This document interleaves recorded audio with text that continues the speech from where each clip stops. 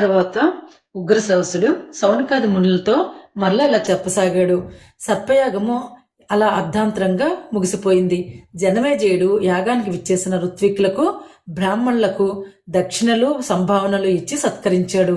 ఆ యాగానికి వచ్చిన వ్యాస మహామునిని వైశంపాయనాది ఆయన శిష్యులను భక్తితో పూజించాడు. ఒకరోజు జనమేజయుడు వ్యాస భగవాను చూసి, మహాత్మా, మీలాంటి పూజ్యులు భీష్ముడు లాంటి కురువృద్ధులు దగ్గర ఉండి కురు సామ్రాజ్యాన్ని పంచి ఇచ్చారు కదా, హాయిగా రాజ్యసుఖాలను అనుభవించక పాండవులు కౌరవులు ఎందుకు యుద్ధం చేసుకున్నారు? అసలు అన్నదమ్ముల మధ్య కలహం ఎందుకు పుట్టింది? నా తాత ముత్తాతల గురించి వినాలని కోరికగా ఉంది, దయచేసి చెప్పండి అని చేతులు జోడించి ప్రార్థించాడు. అప్పుడు వ్యాస భగవానుడు తన పక్కనే ఉన్న వైశంపాయను చూసి, వైశంపాయన, భారత కథను జనమేజయునికి చెప్పు అని ఆదేశిస్తాడు. తరువాత జనమేజయుడు వైశంపాయను పూజించి మహాభారత కథను వినడానికి బంధుమిత్ర పురోహిత సహితంగా కూర్చున్నాడు. అప్పుడు వైశంపాయనుడు, జనమేజయ, ఈ మహాభారత కథ భగవాన్ వ్యాసుని చేత రచింపబడింది. అందుకని మనము ముందు వ్యాసుడు ఎలా జన్మించాడని తెలుసుకుందాం. ఆ రోజుల్లో చేది దేశాన్ని వసువు అనే రాజు పరిపాలిస్తూ ఉండేవాడు. ఒకరోజు ఆ రాజు అడవికి వేటకు వెళ్ళాడు. అక్కడ ప్రశాంతంగా తపస్సు చేసుకుంటున్న మహామునులను చూశాడు. వెంటనే వసువు కూడా అక్కడే కూర్చొని తపస్సు చేయడం మొదలుపెట్టాడు. ఇది చూసి ఇంద్రుడు ఆయన దగ్గరకు వచ్చాడు. మహారాజా, రాజ్యపాలన చెయ్యవలసిన వాడవు, ఈ తపస్సు ఏమిటి? నాతో స్నేహం చెయ్యి, నీకు దైవత్వం ప్రసాదిస్తాను అంటాడు. నువ్వు రాజ్యపాలన చేసుకుంటూ నా దగ్గరికి వస్తూ ఉండు అని వరం ఇచ్చాడు. ఇంద్రుడు వసువుకు ఏ ఆయుధమునకు లొంగని వాడని పుష్పములు గల ఇంద్రమాలను, దుష్ట శిక్షణ శిష్ట రక్షణ చేయు సామర్థ్యం గల ఒక వేణుయష్టిని ప్రసాదించాడు. అప్పటి నుండి వసువు ఆ విమానాన్ని ఎక్కి దేవలోకానికి వస్తూ పోతూ ఉన్నాడు. అందుకే అతనికి ఉపరిచరుడు అని పేరు వచ్చింది. వసువు ప్రతి సంవత్సరం తన రాజ్యంలో ఇంద్రుని ఉత్సవాలు జరిపించాడు. అతను నివసిస్తున్న నగరానికి పక్కనే సుక్తిమతి అనే నది ప్రవహిస్తూ ఉంది. ఆ నది పక్కనే కోలాహలం అనే పర్వతం ఉంది. అతి సోయగంగా వంపులు తిరుగుతూ ప్రవహిస్తున్న ఆ నదిని చూసి కోలాహలుడు మోజుపడ్డాడు. ఆ నదికి అడ్డంగా పడ్డాడు.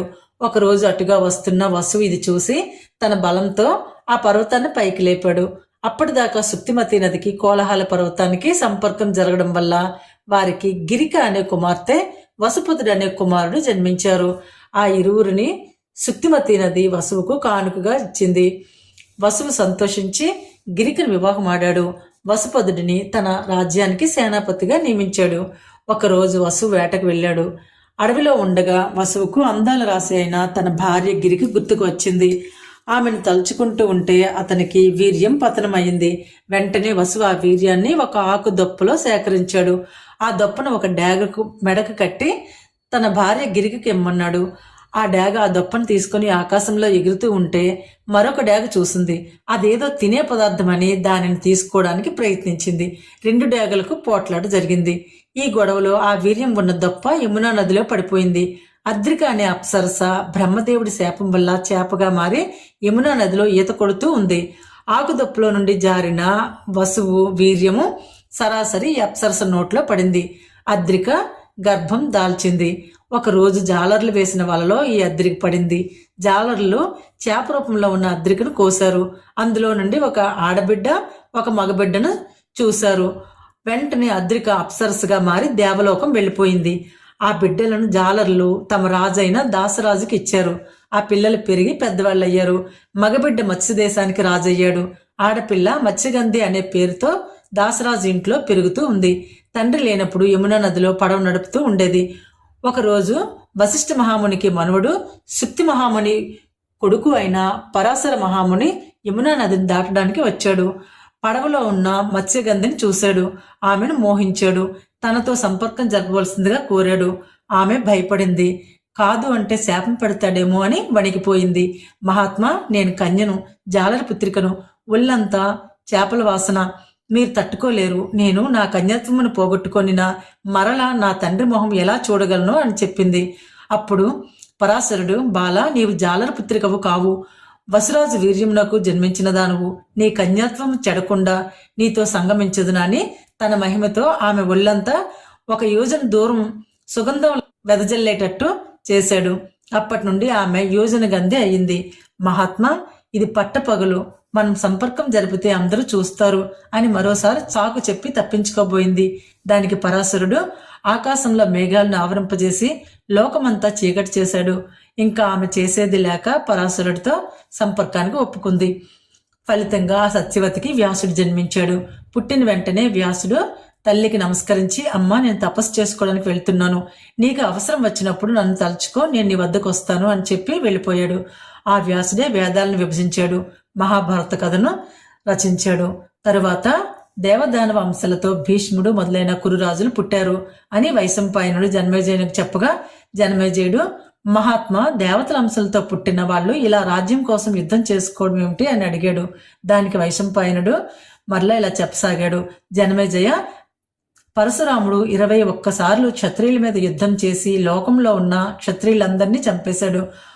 అప్పుడు వారి భార్యలందరూ సంతానం కావాలి అనే కోరికతో అప్పటి ధర్మం ప్రకారము ఉత్తమమైన బ్రాహ్మణుల అనుగ్రహంతో పుత్ర సంతానాన్ని పొందారు. మరలా రాజవంశాలు వృద్ధి చెందాయి. రాజులు ధర్మం తప్పకుండా పరిపాలించారు. సకాలంలో వానలు కురిశాయి, పంటలు వృద్ధి చెందాయి, ప్రజా ఆయుర్దాయం పెరిగింది, మరణాలు తక్కువయ్యాయి, భూభారం ఎక్కువైంది. భూదేవి బ్రహ్మ విష్ణు మహేశ్వరుల వద్దకు వెళ్లి భూభారాన్ని తగ్గించమని వేడుకుంది. అప్పుడు దేవతల అంశలతో పాండవులు, ఇతర రాజులు జన్మించారు. రాక్షసుల అంశలతో శిశుపాలుడు, దుర్యోధనుడు మొదలైన వారు జన్మించారు. వీరి వలన మహాభారత యుద్ధం జరిగింది. 15 అక్షౌహిణుల మంది చనిపోయారు. భూభారం తగ్గిపోయింది అని వివరించాడు.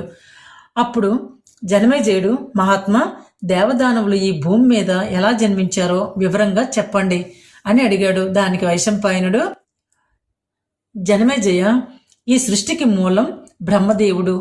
ఆయనకు 6 మానసపుత్రులు. వారు మరీచి, అంగీరసుడు, అత్రి, పులస్త్యుడు, పులహుడు, క్రతువు. మరీచి కొడుకు కశ్యప ప్రజాపతి. బ్రహ్మదేవుడు కుడిచేతి బొటనవేలు నుండి దక్షుడు అనే పురుషుడు, ఎడమచేతి బొటనవేలు నుండి ధరణి అనే స్త్రీ జన్మించారు. వారిరువురికి 1000 మంది మహాపురుషులు జన్మించారు. దక్షునికి 50 మంది కుమార్తెలు జన్మించారు. అందులో 13 మందిని కశ్యపునికి ఇచ్చాడు. వారిలో దితి అనే ఆమెకు హిరణ్యకశిపుడు పుట్టాడు. హిరణ్యకశిపుని కుమారుడు ప్రహ్లాదుడు. ప్రహ్లాదునికి 3 కొడుకులు. అందులో విరోచనుడికి బలి పుట్టాడు. బలి కొడుకు బాణాసురుడు. ధను అనే స్త్రీకి 40 మంది దానవులు పుట్టారు. అలా దానవ సంతతి పుట్టింది. ఇక్కడ మనకి అవసరమైనంత వరకు మాత్రమే చెప్పుకుంటున్నాము. సింహక అనే దానవ వనితకు రాహువు జన్మించాడు. వినతకు అనూరుడు, గరుడు పుట్టారు. అనూరుడికి సంపాతి, జటాయువు పుట్టారు. కద్రువుకు శేషుడు, వాసుకి మొదలైన పాములు పుట్టాయి. బ్రహ్మ మానసపుత్రులలో 2వ వాడైన అంగీరసునకు ఉతధ్యుడు, బృహస్పతి, సంవర్తుడు అనే కొడుకులు పుట్టారు. బృహస్పతి దేవతలకు గురువు అయ్యాడు. అత్రి అనే మానసపుత్రునికి అనేక మంది మహామునులు జన్మించారు. పులస్త్యుడు అనే బ్రహ్మ మానసపుత్రునకు రాక్షసులు పుట్టారు. పులహుడు అనే మానసపుత్రునకు కిన్నెర్లు, కింపురుషులు పుట్టారు. క్రతువు అనే మానసపుత్రునకు పక్షిజాతి పుట్టింది. దేవుడు అనే మనువు కొడుకు ప్రజాపతి. ప్రజాపతికి 8 వసువులు జన్మించారు. అందులో ప్రభాసుడు అనే వసువుకు విశ్వకర్మ పుట్టాడు. బ్రహ్మ హృదయం నుండి భృగు మహర్షి జన్మించాడు. భృగుడి కొడుకు కవి. ఆ కవి కొడుకు శుక్రుడు. ఆ శుక్రుడు రాక్షసులకు గురువు. భృగువు కుమారుడు చవనుడు. చవనుడు కొడుకు ఔర్యుడు. ఔర్యుడు కొడుకు జమదగ్ని. జమదగ్ని కొడుకు పరశురాముడు. భూలోకంలో ఇప్పుడు మనం చెప్పుకున్న దేవదానవ అంశలతో రాజులు జన్మించారు. మహావిష్ణువు అంశతో శ్రీకృష్ణుడు, ఆదిశేషుడు అంశతో బలరాముడు, లక్ష్మీదేవి అంశతో రుక్మిణి, అప్సరసల అంశలతో 16,000 మంది గోపికలు జన్మించారు. ప్రభాసుడు అనే వసువు అంశతో భీష్ముడు, బృహస్పతి అంశతో ద్రోణుడు జన్మించారు. కామము, క్రోధము కలిసి అశ్వత్థామగా ద్రోణుడికి పుట్టాడు. మరుత్తుల అంశలతో విరాటుడు, సాత్యకి, ద్రుపదుడు జన్మించారు. సిద్ధి, బుద్ధి అంశలతో కుంతి, మాద్రి పుట్టారు. యమధర్మరాజు మాండవ్య మహాముని శాపం కారణంగా విదురుడుగా జన్మించాడు.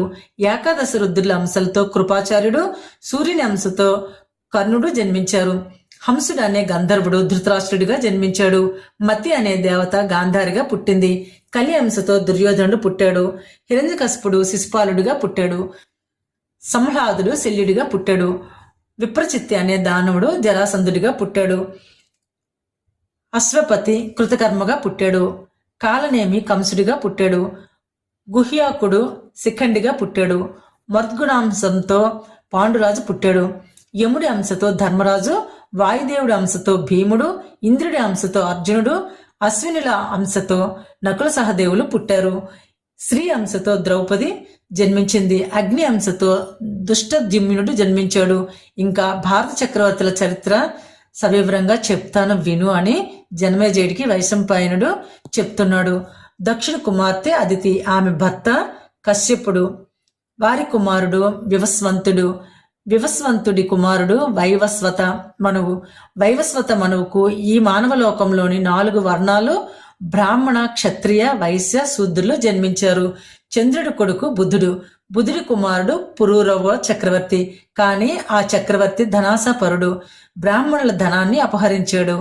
ఇది బ్రహ్మదేవునికి తెలిసింది. విషయం ఏమిటో తెలుసుకుని రమ్మని సనత్ కుమారుడు మొదలైన మహాములను పురూరవుని వద్దకు పంపించాడు. పురూరవుడు వారిని గౌరవించకపోగా పరిహసించాడు. దానికి ఆ మహామునులు కోపించి అతనిని వెర్రివాడు కమ్మని శపించారు. పురూరవుని భార్య ఊరోసి అనే అప్సర. వారికి 6 కొడుకులు. అందులో ఆయుష్యుడు అనే పుత్రునకు 5 కుమారులు జన్మించారు. వారిలో నహుషుడు చక్రవర్తి అయ్యాడు. నహుషుని భార్య పేరు ప్రియంవద. నహుషుని కొడుకు పేరు యయాతి. యయాతికి శుక్రుడి కుమార్తె అయిన దేవయాని వలన 2 కుమారులు, వృషపరుడు అనే రాక్షసరాజు పుత్రిక శర్మిష్ఠ వలన 3 కుమారులు కలిగారు. శుక్రుడి శాపం వలన యయాతికి ముసలితనం ఆవరించింది. యయాతి కొడుకులను పిలిచి, కుమారులారా, మీలో ఒక్కరు నా ముసలితనాన్ని తీసుకొని మీ యవ్వనాన్ని నాకు ఇస్తారా అని అడిగాడు. పూరుడు అనే కుమారుడు తన యవ్వనాన్ని తండ్రికి ఇవ్వడానికి, అతని ముసలితనాన్ని తను గ్రహించడానికి ఒప్పుకున్నాడు. ఇక్కడ జనమేజయ మహారాజుకు ఒక సందేహం వచ్చింది. వైశంపాయన మహర్షి క్షత్రియుడు చక్రవర్తి అయిన యయాతి మహారాజు బ్రాహ్మణుడు రాక్షసులకు గురువు అయిన శుక్రుని కుమార్తెను ఎలా పెళ్లి చేసుకున్నాడు? శుక్రుడు యయాతికి ఎందుకు శాపం ఇచ్చాడు అని అడిగాడు. అప్పుడు వైశంపాయనుడు మరలా ఈ విధంగా చెప్పసాగాడు. జనమేజయ మహారాజా, వృషపరుడు అనే రాక్షసరాజు ఉన్నాడు. ఆయనకు గురువు శుక్రాచార్యుడు. శుక్రాచార్యునికి కుమార్తె దేవయాని, వృషపరువుని కుమార్తె శర్మిష్ఠ. దేవతలకు గురువు బృహస్పతి.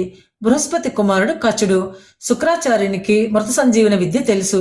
ఆ విద్యతో దేవాసుర యుద్ధంలో చనిపోయిన రాక్షసులందరినీ తిరిగి బతికిస్తున్నాడు శుక్రాచార్యుడు. దానితో రాక్షసుల బలం పెరిగిపోతూ ఉంది. దేవతలందరూ కచుని వద్దకు వెళ్లారు. ఓ కచుడా, మృత సంజీవని వలన మనం ఎంతమందిని చంపినా రాక్షసుల బలం తగ్గకుండా ఉంది.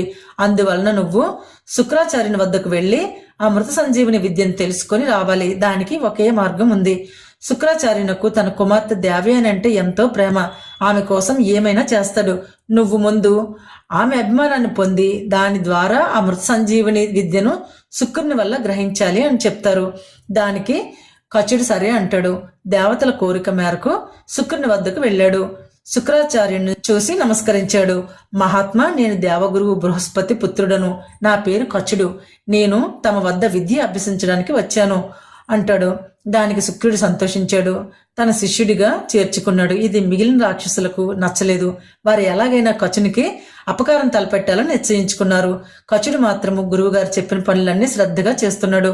ముఖ్యంగా దేవయాని చెప్పిన పనులను శ్రద్ధగా చేస్తూ ఆమె ప్రేమను పొందుతున్నాడు. ఒకరోజు కచుడు మిగిలిన రాక్షస శిష్యులు అడవికి వెళ్లారు. ఇదే అదనుగా భావించి ఆ రాక్షసులు కచుడిని చంపి ఆ శవాన్ని ఒక చెట్టుకు కట్టేశారు. తర్వాత ఆశ్రమానికి వెళ్లిపోయారు. ఎంత రాత్రి అయినా కచుడు రాలేదు. దేవయానికి కంగారు ఎక్కువైంది. తండ్రి వద్దకు వెళ్లి, తండ్రి, రాత్రి చాలా పొద్దుపోయింది. అందరూ వచ్చారు, కానీ కచుడు రాలేదు. అతనికి ఏమన్నా ఆపద కలిగిందేమో అని నాకు భయంగా ఉంది అని చెప్పింది. శుక్రుడు తన దివ్య దృష్టితో చూశాడు. కచుడు చనిపోయాడని తెలిసింది. వెంటనే శుక్రుడు దేవయాని కచుడు పడి ఉన్న చోటికి వెళ్లారు. శుక్రుడు తన మృత సంజీవన విద్యతో కచుడిని బతికించాడు. దేవయాని సంతోషించింది. కచునితో ఆశ్రమానికి వచ్చారు. కొన్ని రోజుల తర్వాత ఒకరోజు కచుడు మిగిలిన రాక్షసులు పూలు తెచ్చేందుకు అడవికి వెళ్లారు. అక్కడ రాక్షసులందరూ కలిసి కచుడిని చంపేశారు. అతని శవాన్ని కాల్చి బూడిద చేశారు.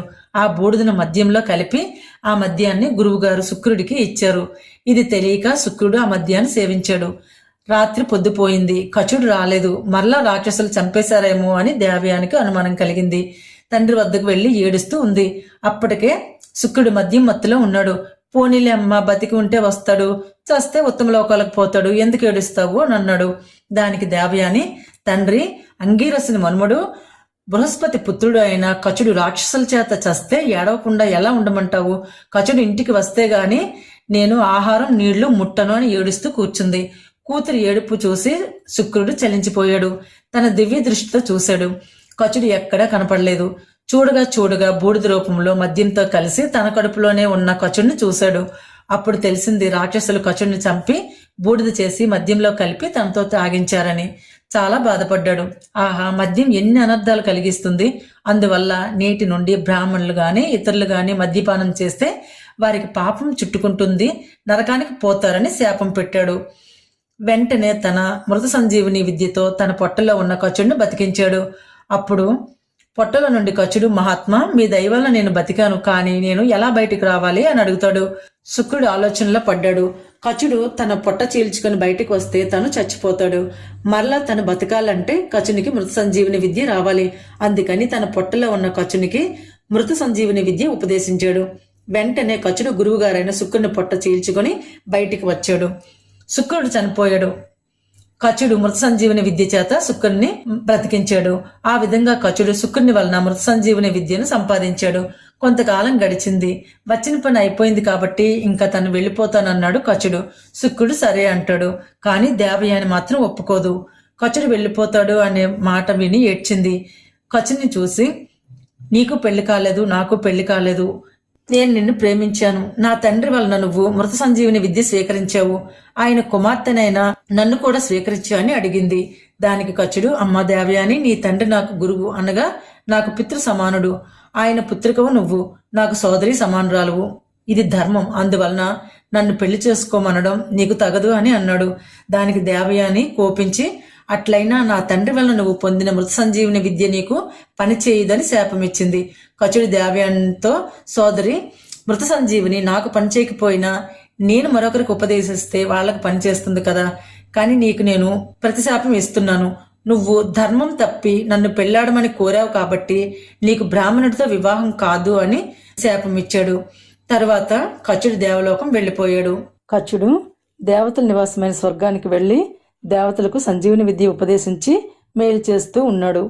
కచుడు వెళ్ళిపోయిన తర్వాత శుక్రుడు ఉన్న చోట రాక్షసరాజు అయిన వృషపర్వుడు కూతురు శర్మిష్ట దేవయానితోనూ ఇంకా తన 1000 మంది పరిచారకులతో కలిసి విహారానికి అడవికి వెళ్ళింది. అక్కడ ఒక కొలనులో అందరూ తమ తమ కట్టుబట్టలు గట్టు మీద పెట్టి జలకాలాడుతూ ఉన్నారు. ఇంతలో గట్టిగా సుడిగాలి వీచింది.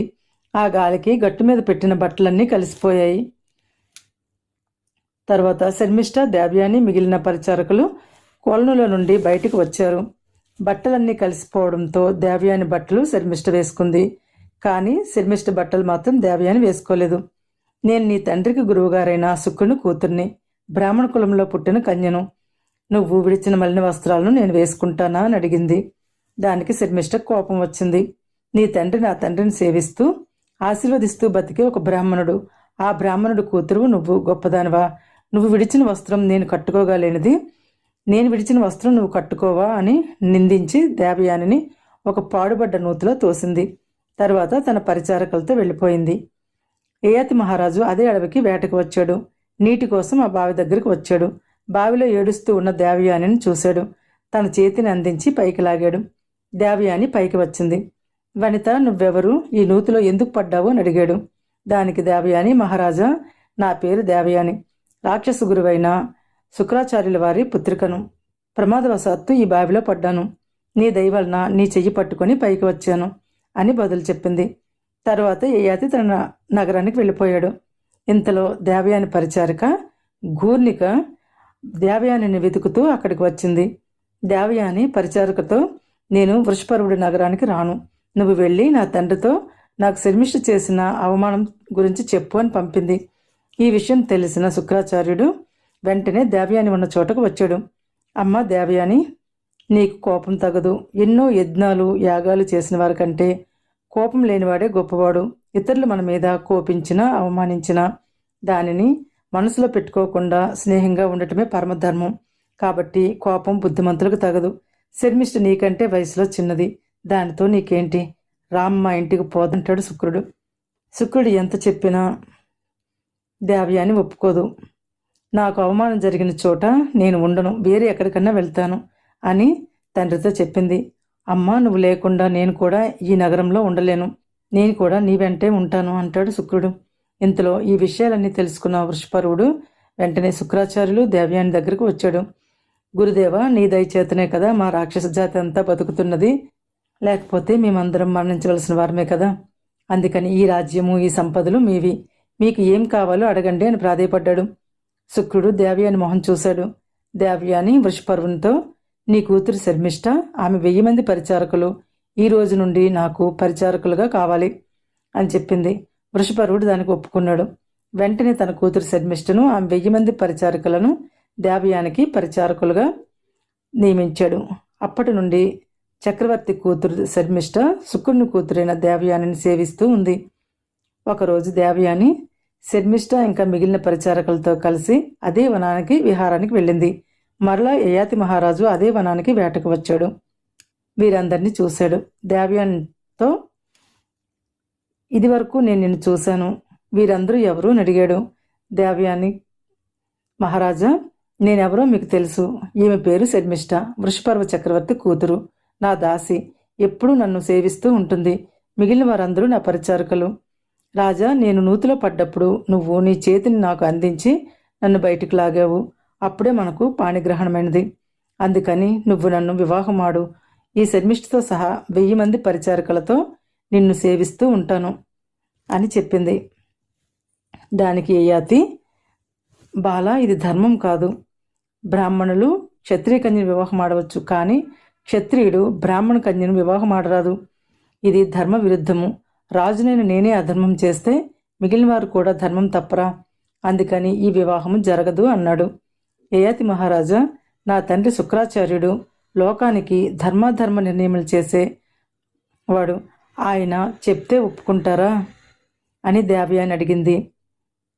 దానికి యయాతి, ఆ మహానుభావుడు వచ్చి ఇది ధర్మ విరుద్ధము కాదు అని చెప్తే నేను నిన్ను తప్పక వివాహం ఆడతాను అని అన్నాడు. వెంటనే దేవయాని తన పరిచారకులను పంపి తన తండ్రిని రప్పించింది. శుక్రుని చూసి యయాతి భక్తితో నమస్కరించాడు. తండ్రి, ఈ మహారాజుకు నాకు ఇదివరకే పాణిగ్రహణం జరిగింది. ఇప్పుడు నేను వేరే వారిని వివాహం ఆడటం తగునా చెప్పండి. యయాతి మహారాజా నా భర్త, మా వివాహము ధర్మ విరుద్ధము కాకుండా తమరు అనుగ్రహించాలి అని అడిగింది దేవయాని. కన్న కూతురి మీద ప్రేమ శుక్రుని ఆ వివాహానికి అంగీకరింపచేసింది. యయాతితో జరిగే ఈ వివాహము అధర్మము కాదు అని చెప్పాడు శుక్రుడు. యయాతి సంతోషంగా దేవయానిని వివాహం ఆడటానికి ఒప్పుకున్నాడు. ఇద్దరికీ వివాహం జరిగింది. యయాతి తన నగరానికి వెళ్ళడానికి సన్నద్ధమయ్యాడు. శుక్రుడు శర్మిష్టను చూపించి, ఈమె వృషపర్వుని కూతురు శర్మిష్ట. అందరి పరిచారకుల మాదిరిగా కాకుండా ఈమెకు ఆహారము, పానీయము, అలంకారాలు మాత్రం ఇవ్వు, పడక సుఖం మాత్రం ఇవ్వవద్దు అని చెప్పాడు. యయాతి సరే అన్నాడు. యయాతి తన భార్య దేవయానిని తీసుకొని శర్మిష్ట మిగిలిన పరిచారకులతో సహా తన నగరానికి వెళ్ళాడు. దేవయానిని అంతఃపురంలో ఉంచాడు. శర్మిష్టను మిగిలిన పరిచారకులను వేరే గృహంలో ఉంచాడు. దేవయానితో సకల భోగాలు అనుభవిస్తూ ఉన్నాడు.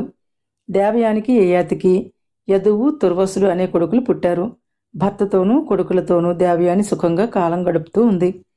ఇది ఇలా ఉంటే ఒకరోజు శర్మిష్ట ఒంటరిగా కూర్చుని తన గురించి ఆలోచిస్తూ ఉంది. ఒక రాక్షస రాజపుత్రికగా పుట్టిన తాను, అనేక భోగములు అనుభవించవలసిన తాను ఇలా దాసిగా కాలం వెళ్ళబుచ్చవలసిందేనా? తన యవ్వనం ఇలా వృధా కావలసిందేనా? తనకు పతిసుఖం అనుభవించే భాగ్యం లేదా? తన జీవితం అడవి కాచిన వెన్నెలాగునా ఏమి? దేవయాని చేసుకున్న అదృష్టం ఏమి? హాయిగా భర్తతో సుఖం అనుభవిస్తూ ఉంది. కొడుకులను కూడా కన్నది. ఒక స్త్రీ జీవితంలో తగిన భర్తను, కొడుకులను పొందుటియే పరమార్థము. ఈ దేవయానికి భర్త, కొడుకులు లభించారు. కానీ నా విషయమే అర్థం కావడం లేదు. యయాతి మహారాజును చూసినప్పటి నుండి నా మనసు అతని యందే లగ్నమైంది. యయాతి మహారాజు కూడా నన్ను ప్రేమతో చూస్తూ ఉన్నాడు. దేవయాని ఎలా యయాతిని తన భర్తగా చేసుకున్నదో నేను కూడా అలాగే యయాతిని భర్తగా చేసుకుంటాను, సంతానాన్ని పొందుతాను. ఈ విధంగా ఆలోచించి శర్మిష్ట సమయం కోసం ఎదురు చూస్తూ ఉంది. ఒకరోజు యయాతి మహారాజు శర్మిష్ట ఉన్న వనానికి విహారానికి వచ్చాడు. అప్పుడు దేవయాని వెంటలేదు. శర్మిష్ట యయాతిని చూసి సిగ్గుపడింది. ఇదే సమయం అనుకొని సిగ్గు విడిచి, మహారాజా, తమరు మా యజమాని దేవయానికి భర్త. లోకాచార ధర్మం ప్రకారము ఆమె పరిచారకనైనా నాకు కూడా నువ్వు భర్తవే. భార్య, సేవకురాలు, పుత్రులు ఈ లోకంలో వీడని బంధాలు. అందుకని దేవయానిని మీరు పెళ్ళాడినప్పుడే ఆమె దాసినైన నేను కూడా మీకు భార్యనయ్యాను. నాకు మీ పొందును అనుగ్రహించండి అని ప్రార్థించింది. దానికి యయాతి, బాల, నువ్వు చెప్పింది యుక్తమే. నా భార్య దాసివైనా నువ్వు కూడా నా భార్య సమానురాలవే. కానీ శుక్రుడు నీకు పడక సుఖం ఇవ్వవద్దని ఆజ్ఞాపించాడు కదా, ఆయన మాటలు నేను ఎలా తప్పాలి అన్నాడు. దానికి శర్మిష్ఠ నవ్వి, మహారాజా, ప్రాణాలకు హాని కలిగినప్పుడు, తన వద్దనున్న ధనం ఎవరన్నా ఎత్తుకుపోతున్నప్పుడు, చావబోతున్న ఒక బ్రాహ్మణుడిని రక్షించవలసినప్పుడు, ఆడవాళ్ల పొందు అనుభవించేటప్పుడు, వివాహ సమయాలలోనూ అబద్ధం చెప్పినా తప్పు కాదు అని మహారుషులు చెప్పి ఉన్నారు కదా. కాబట్టి నన్ను పొందుటలో మీరు శుక్రాచార్యుల వారి మాట తప్పినా తప్పులేదు అంది సిగ్గుతో తల వంచుకొని.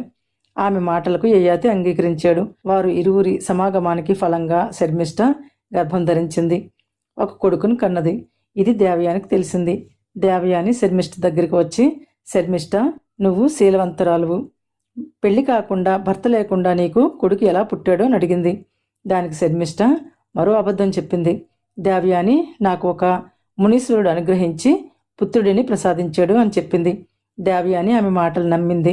తన నివాసానికి వెళ్ళిపోయింది. తర్వాత శర్మిష్ఠకు యయాతి మహారాజు వలన ద్రుహుడు, అణువు, పూరుడు అనే 3 కొడుకులు కలిగారు. ఒకరోజు ఆ 3 తోటలో ఆడుకుంటూ ఉన్నారు. అక్కడికి దేవయాని తన భర్త యయాతితో వచ్చింది. ఆ 3 కుమారులను చూసి, మీరు ఎవరు, మీ తల్లిదండ్రులు ఎవరు అని అడిగింది. ఆ 3 బాలురు యయాతి మహారాజును శర్మిష్ఠను చూపించి, వీరే మా తల్లిదండ్రులు అని చెప్పారు. అప్పుడు దేవయానికి సమస్తం తెలిసిపోయింది. ఆమెకు దుఃఖం పొర్లుకు వచ్చింది. తన భర్త యయాతి తనను మోసగించాడని తెలుసుకుంది. వెంటనే తన తండ్రి శుక్రాచార్యుని వద్దకు వెళ్ళింది. జరిగిందంతా చెప్పింది. ఆమె వెంట యయాతి కూడా వెళ్ళాడు. శుక్రాచార్యునికి నమస్కరించాడు. శుక్రుడికి కోపం వచ్చింది. యయాతి మహారాజా, నువ్వు యవ్వన మదంతో నా కూతురికి ద్రోహం చేశావు, నా మాట తప్పావు, కాబట్టి నిన్ను ముసలితనం బాధించుగాక అని శాపం పెట్టాడు. దానికి యయాతి శుక్రునితో, మహాత్మా, నేను నీ కుమార్తెకు భర్తను, అలాగే నీ కుమార్తె దాసికి కూడా భర్తనే. ఋతుమతి అయిన భార్య భర్తను సంతానం కావాలి అని అడిగితే నేను నిరాకరించడం అధర్మం కాదా? అందుకని నేను శర్మిష్ఠకు సంతానాన్ని ప్రసాదించాను. దీనికి తమరు కోపించవచ్చునా? మహాత్మా, నాకు విషయవాంఛల మీద ఆసక్తి తగ్గలేదు. ఇంకా తమరి కుమార్తె అయిన దేవయానితో ఇంద్రియ సుఖములను అనుభవించవలనని కోరికగా ఉన్నది. ఈ ముసలితనము నేను భరించలేను. నాకు విముక్తి ప్రసాదించండి అని వేడుకున్నాడు. దానికి శుక్రుడు, యయాతి, నీ కొడుకులలో ఒకడికి నీ ముసలితనాన్ని ఇచ్చి వాడి యవ్వనాన్ని నువ్వు తీసుకో. ఇంద్రియ సుఖాలు అన్నీ అనుభవించిన తర్వాత నీ యవ్వనాన్ని నీ కుమారునికి ఇచ్చి మరలా నీ ముసలితనాన్ని నువ్వు తీసుకో. ఎవరైతే నీ ముసలితనాన్ని తీసుకుని నీకు యవ్వనాన్ని ఇస్తాడో ఆ కొడుకే నీ రాజ్యానికి వారసుడవుతాడు, నీ వంశాన్ని కొనసాగిస్తాడు అని అన్నాడు. యయాతి తన కుమారులు 5గురిని పిలిచాడు. కుమారులారా, శుక్రాచార్యుని ఆదేశం ప్రకారము మీలో ఎవరైనా నా ముసలితనాన్ని తీసుకొని మీ యవ్వనాన్ని నాకు ఇవ్వగలరా అని అడిగాడు. అప్పుడు యయాతి కుమారులు యదువు, ద్రుహ్వి, తుర్వసుడు, అణువు యయాతితో, తండ్రి, ముసలితనం అనేది వయోభారం వలన వస్తుంది, రోగం విధివశాత్తు వస్తుంది. కాబట్టి అవి 2 మానవులు అనుభవించక తప్పదు. కోరి ఎవరు రోగాన్ని, ముసలితనాన్ని మరొకరి నుండి తీసుకోరు. అదీకాక ముసలివాడు మన్మధుడైన యవ్వనవతులు అసహించుకుంటారు, దగ్గరకు రానివ్వరు. కాబట్టి శరీర సుఖాలు అనుభవించ వీలు లేదు. కాబట్టి మీ ముసలితనాన్ని తీసుకోవడం మాకు ఇష్టం లేదు అని చెప్పారు. దానికి యయాతికి కోపం వచ్చింది. ఆ 4గురిని ఈ విధంగా శపించాడు. యదువంశానికి చెందినవారు రాజ్యం చేయడానికి అనర్హులు. తుర్వస వంశానికి చెందినవారు ధర్మాధర్మములు తెలియని వారైన కిరాతకులకు రాజులవుతారు. ద్రుహ్యులు జలమయమైన ప్రదేశములకు రాజులవుతారు. అణువంశంకు చెందినవారు యవ్వనంలో ఉండగానే మరణిస్తారు అని శాపం పెట్టాడు. ఇదంతా చూసి 5వ కొడుకు పూరుడు అనేవాడు ధైర్యంగా ముందుకు వచ్చాడు. తండ్రి, నా యవ్వనాన్ని మీకు ఇస్తాను, మీ ముసలితనాన్ని నేను అనుభవిస్తాను అన్నాడు. దానికి యయాతి సంతోషించాడు. పూరుడు తన యవ్వనాన్ని తన తండ్రి యయాతికి ఇచ్చాడు. ఆయన ముసలితనాన్ని తను స్వీకరించాడు. యయాతి మరలా నవయవ్వనుడైనాడు. తన భార్య అయిన దేవయానితో సకల సుఖాలు అనుభవించాడు. 1000 సంవత్సరాలు యవ్వనవంతుడిగా ఇంద్రియ సుఖాలు యథేచ్ఛగా అనుభవించాడు. తృప్తి చెంది మరలా తన యవ్వనాన్ని తన కుమారుడు పూరునికి ఇచ్చాడు.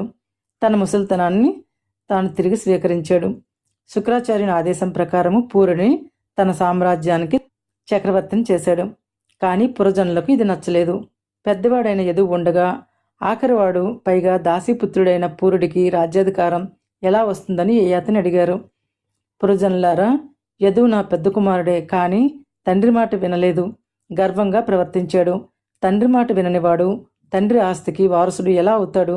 పూర్వుడు చిన్నవాడైనా నా పట్ల గౌరవ మర్యాదలు కలవాడు, నా మాట నెరవేర్చాడు, అందుకే నా సామ్రాజ్యానికి అతనే వారసుడు అని యయాతి నిర్ణయించాడు.